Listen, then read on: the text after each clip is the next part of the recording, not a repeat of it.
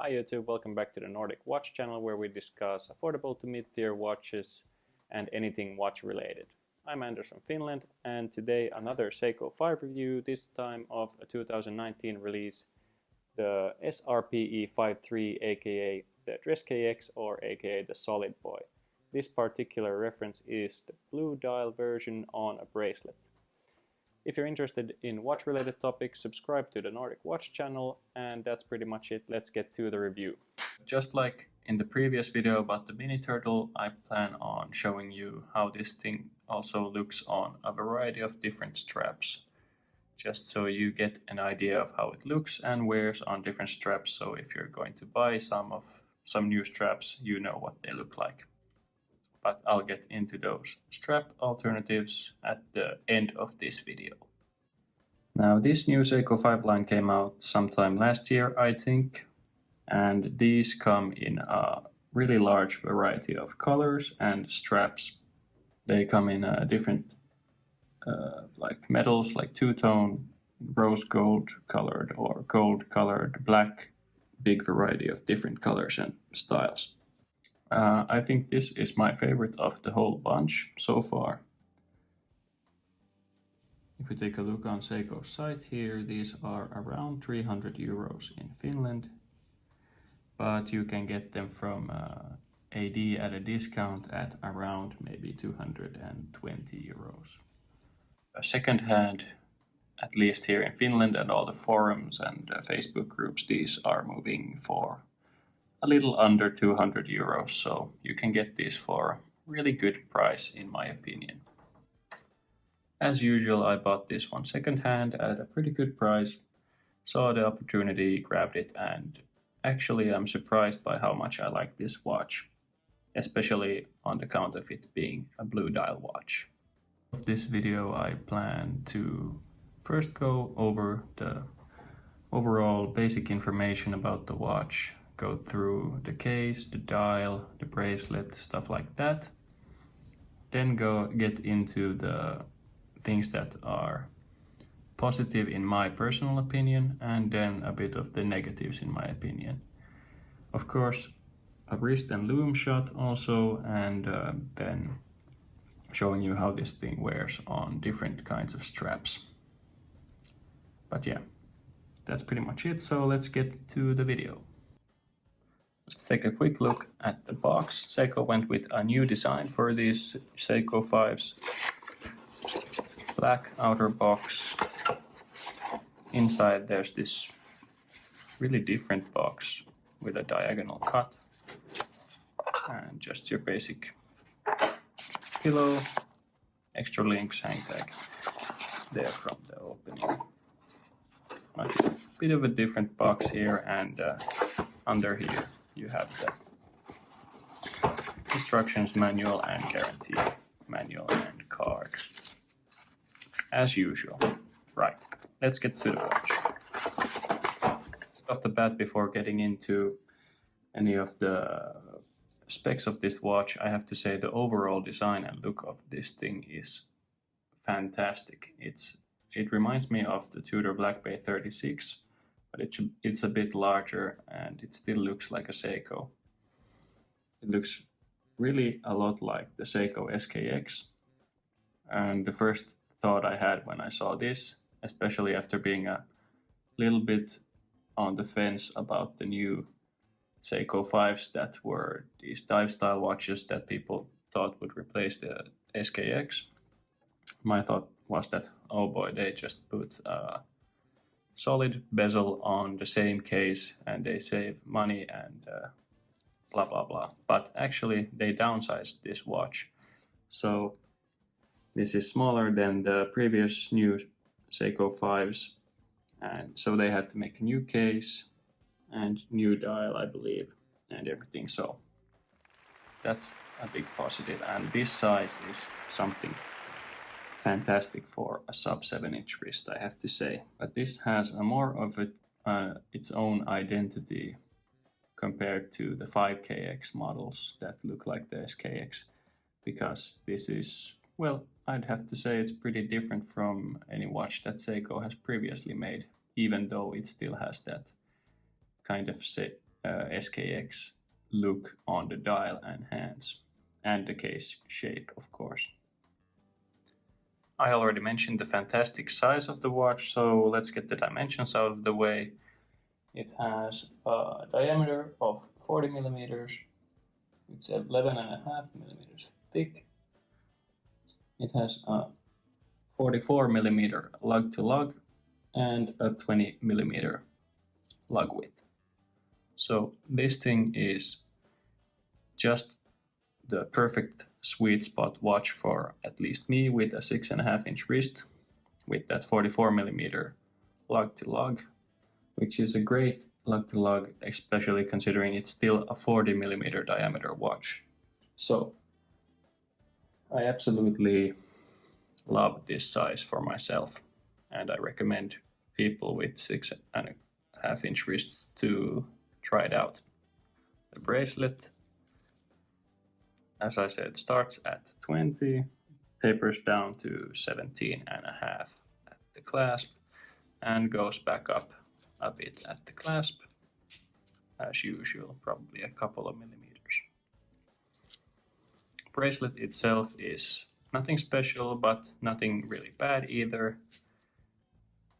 I think they are solid links, yes, but the end links are hollow, and you have the basic pressed clasp, but nothing wrong with it. This actually is really much alike the bracelet on the SNZF17, which I reviewed as my first watch on this channel.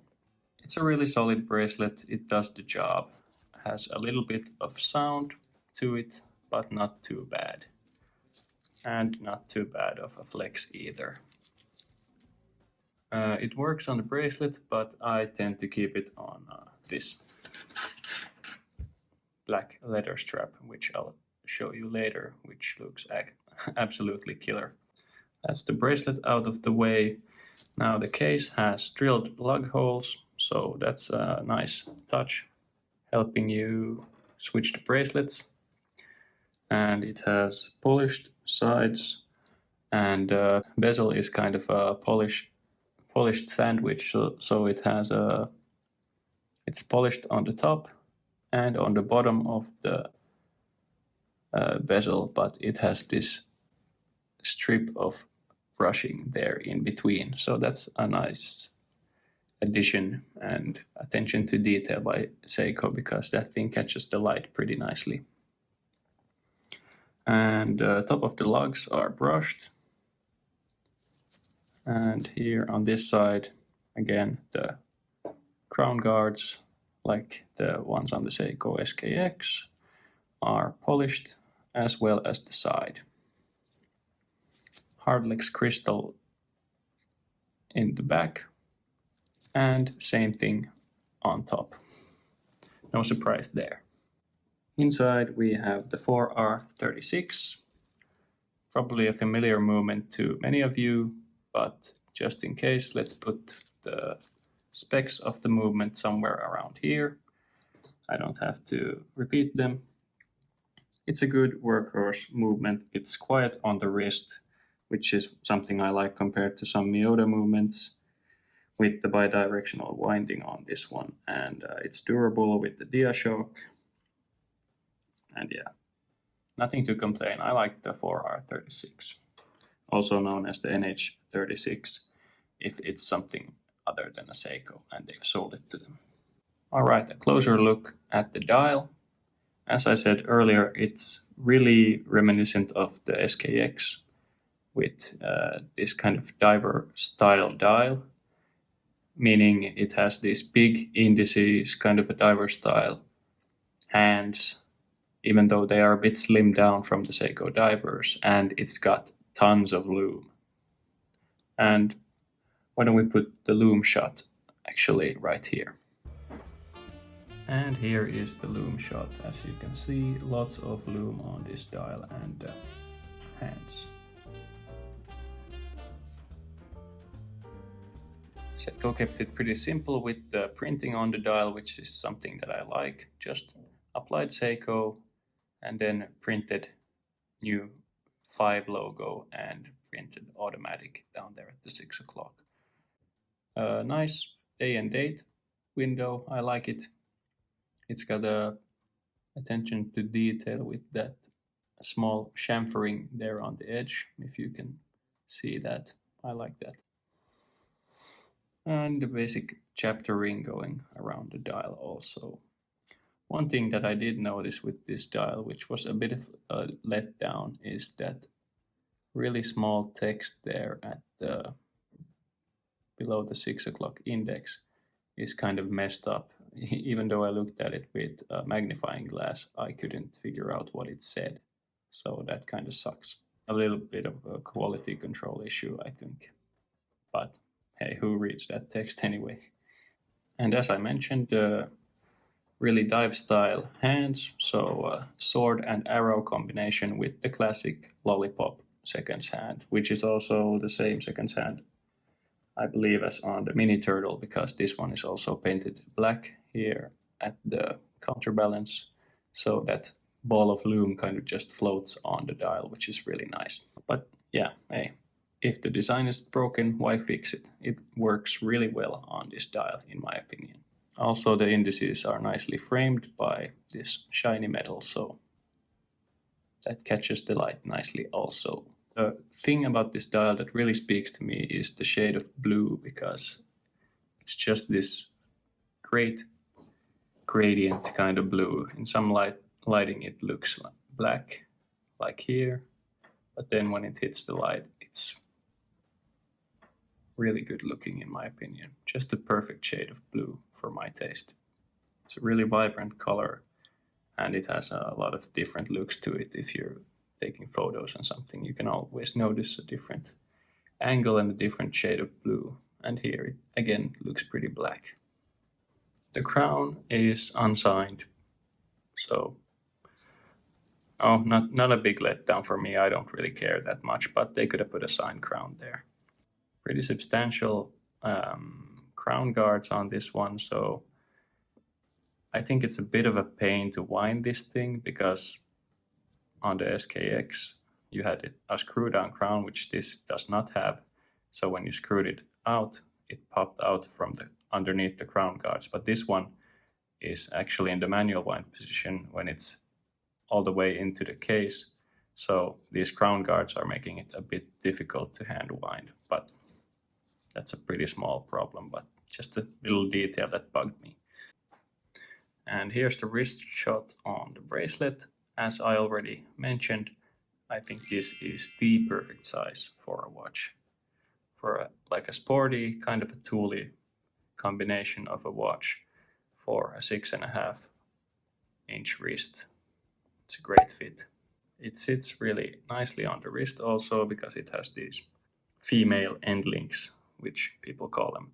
So the bracelet just falls straight down from the end link, and also the shape of the case is a little bit curving down, so that helps to make the watch sit really nicely. Also, that kind of a SKX style 4 o'clock crown is great, because it doesn't bury itself down into your hand when you press it against the table or something, so it's pretty comfortable. But at the same time, it's pretty difficult to operate the crown when the watch is on your wrist, but that's a small problem and I don't really mind. I also prefer a 20mm bracelet over a 22mm bracelet. It's just a good size. All right, that was pretty much this watch in a nutshell. Now for the positive things about this watch, and I think that my review has been a bit on the positive side as usual, because I review watches that I mostly like because they're in my collection. But after the positives, I'm going to get into some things that I don't like about this watch.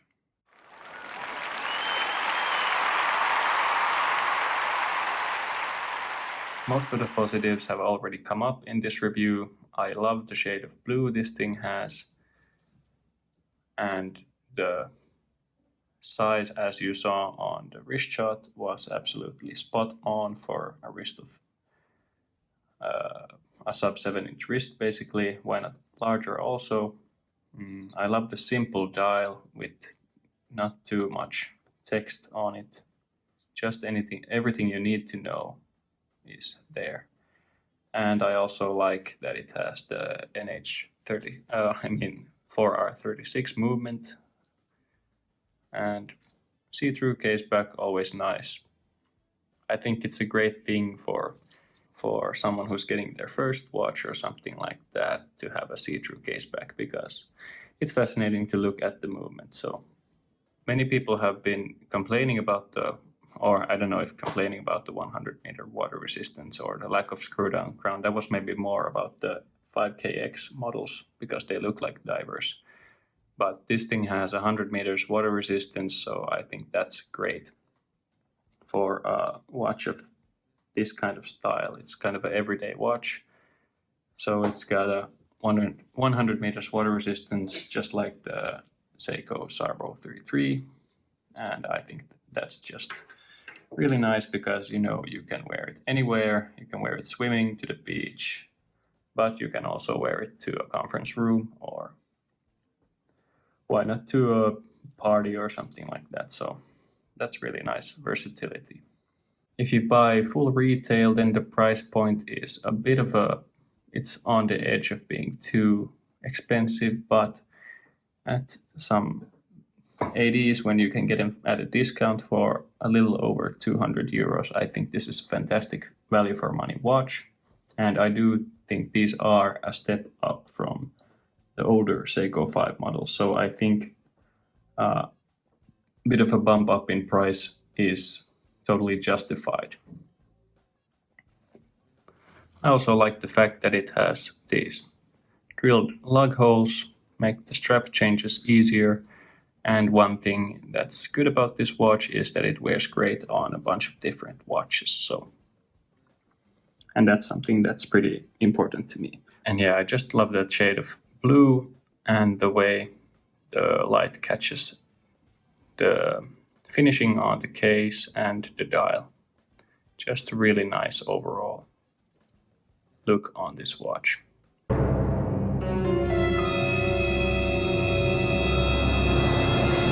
Okay, now more of the complaints or negative things that I find in this watch. It's not a large list, but there are some small things that I do not like that much about this watch. So, okay, what are you gonna do when you have to come up with negatives on a Seiko? Well, of course, the bracelet.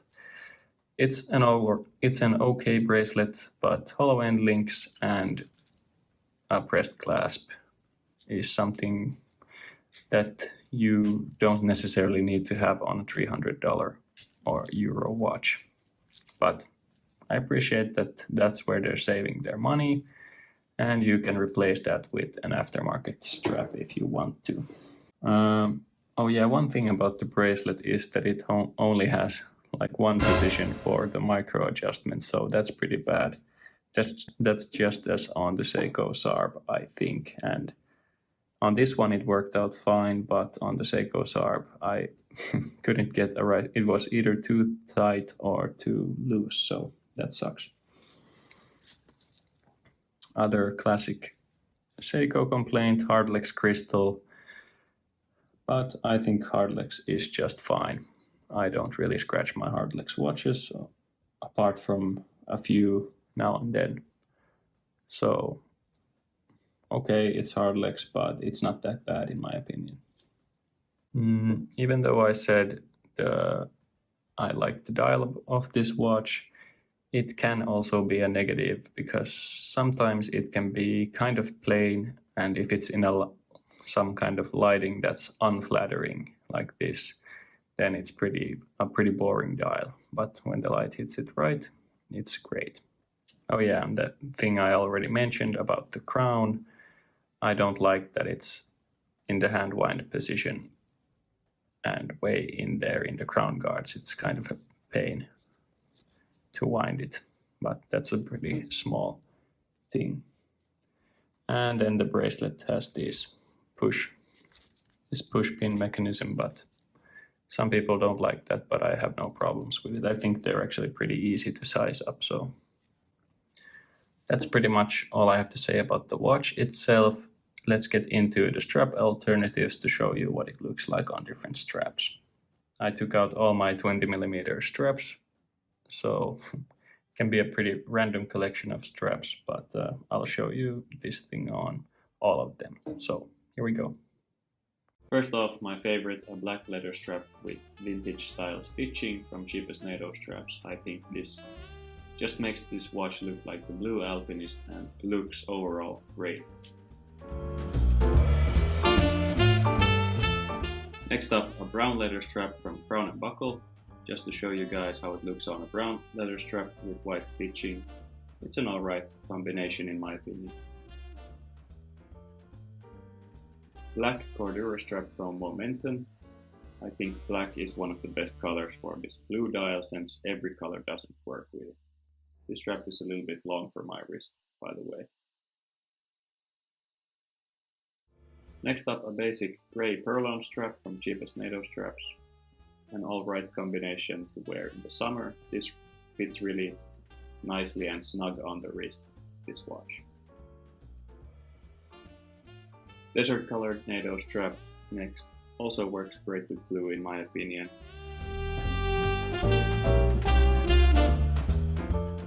And sits pretty nicely on a NATO strap also, it doesn't sit too tall on the wrist. This is a more summer edition of a NATO strap with gray, beige and white, also looks great.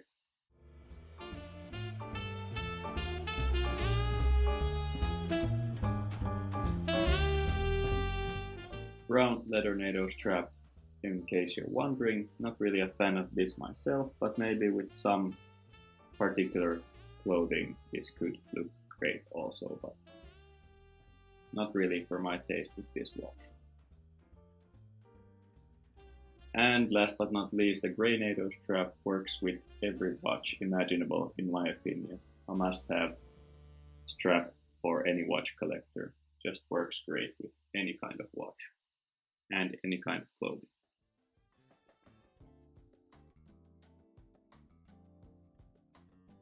Alright, that's it for this review. Hope you had a blast and it was useful to you. I have a bunch of reviews coming up. I have an Orient, I have an Invicta, and even a Tevis. So, a bunch of things to do for me, but if you like to see something else, then reviews from me, give me a comment down there or on my Instagram and let me know what kind of content you want to see. Also, make sure you subscribe to my channel, Nordic Watch channel, and do that also on the Instagram page if you're interested. And yeah, that's pretty much it. Give this video a like and thanks a lot for watching. See you in the next video, guys. Bye bye.